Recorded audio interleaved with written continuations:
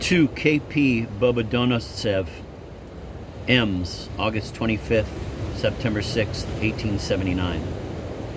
Much esteemed and most worthy Konstantin Petrovich, I have received your 2 letters, and I thank you from the bottom of my heart for both of them, particularly for the first, in which you speak of my emotional state. You are perfectly, profoundly right, and your thoughts have plainly buoyed me up, but I am sick in spirit and full of apprehension. Sitting here in sad and total isolation, I was bound to become depressed. Nevertheless, I ask you, is it really possible to remain calm in our times? Why, you yourself, in your second letter, and what is a letter, point out all the intolerable things that are taking place. It so happens that just now I'm still busy working on my novel, and I will finish it only next year. But I'm tormented by a desire to resume my diary, because there really are things that I have to say, just the things you would wish me to say, not sterile, commonplace polemics, but firm, fearless words.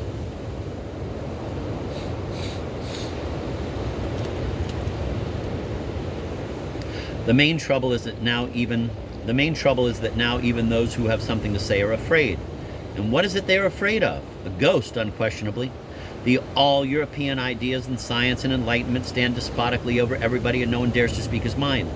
I understand only too well why Dostoyevsky's last few articles, in which he hailed the students as members of the intelligentsia, met with such huge success among our Europeans.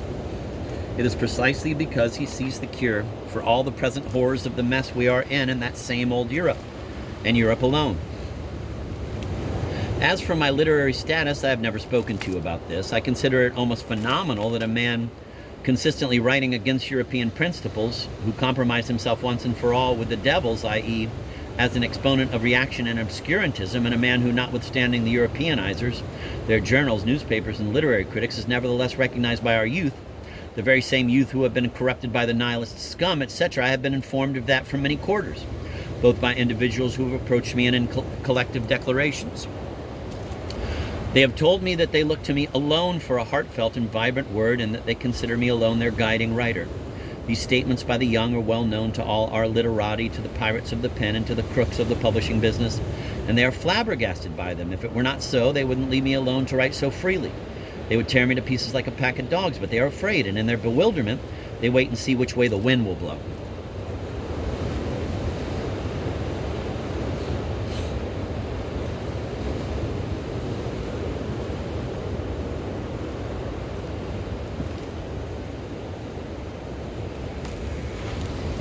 I've been reading that miserable voice here. My God, how stupid, how sickeningly apathetic and quiescently petrified it is.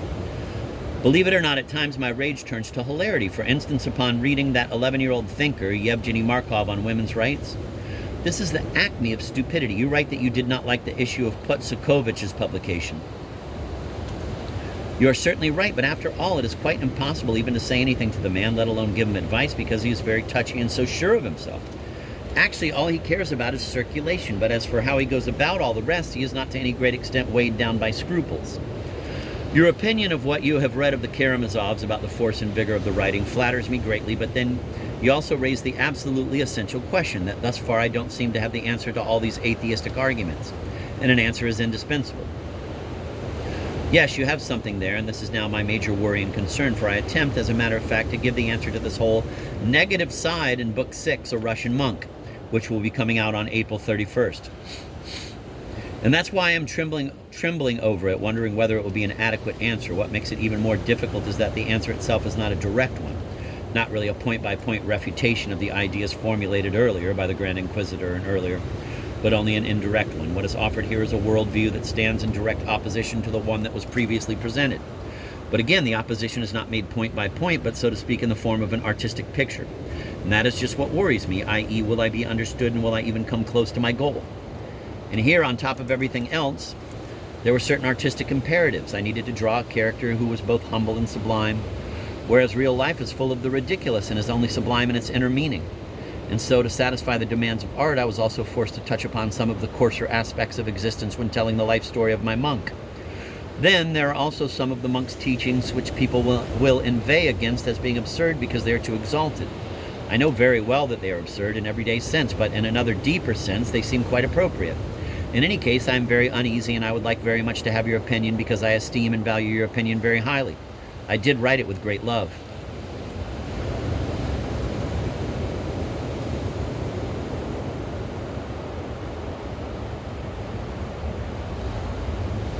I see, however, that I have let myself go in telling you about my work. I shall be in Petersburg on September 1st or 2nd, hurrying to Staraya Russa to rejoin my family, and I will come by to see you. I cannot tell you in advance what time it will be, and if I'm lucky enough to find you in, we can have a moment together. Goodbye, then, my most kind and sincerely esteemed Konstantin Petrovitch.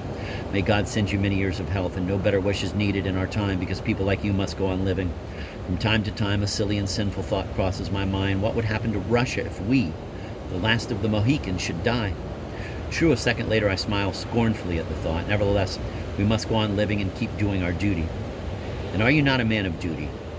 By the way, when I told Putsikovich about your letter in which you described the sending of the political prisoners to Sakhalin, he started badgering me to let him publish that passage in The Citizen. It goes without saying that I refused. All yours, F. Dostoyevsky. Footnotes. In an article in The Voice in August 1879, Grudovsky had objected to the Going to the People movement and had advised students instead, you can be useful to the people only by remaining yourselves, i.e. members of the Russian intelligentsia. Only by gradually coming to swell the ranks of educated, reasonable, and moral Russian citizens.